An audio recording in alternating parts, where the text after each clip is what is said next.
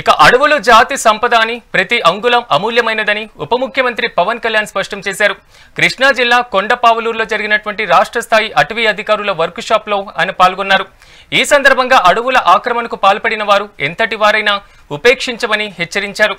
గత ప్రభుత్వాల తప్పిదాలకు తావు లేకుండా పార్టీలకు అతీతంగా అటవీ భూములు రక్షించాలని అధికారుల్ని ఆదేశించారు. శేషాచల అడవుల్లో ఎర్రచందన విత్తనాలు చల్లేందుకు ప్రణాళికలు రూపొందిస్తున్నామన్నారు. దేశ అవసరాలకు తగినటువంటి కలప రాష్ట్రం నుంచి అందించాలని, అటవీ శాఖను ఆదాయార్జన శాఖగా మార్చాలని సూచించారు.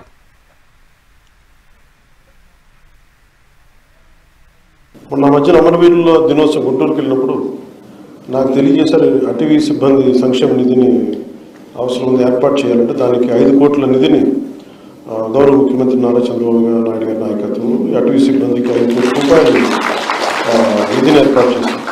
సో మిగతా మెయిన్ పాయింట్స్ కలబోయే ముందు just I would like to conclude this point.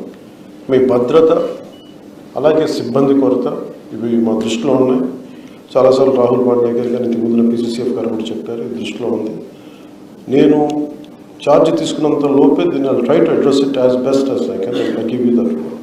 మనకి ఈ అటవీ సంరక్షణకు సంబంధించినంత వరకు we are part of the entirety of the entire globe. ముఖ్యంగా మన ఆంధ్రప్రదేశ్ రాష్ట్రానికి వస్తే 22% మంది ఫారెస్ట్ కవరేజ్, తర్వాత మిగతా డీనోటిఫైడ్ ఫారెస్ట్ కూడా తీసుకుంటే దాదాపు అరౌండ్ 31% ఉంటుంది.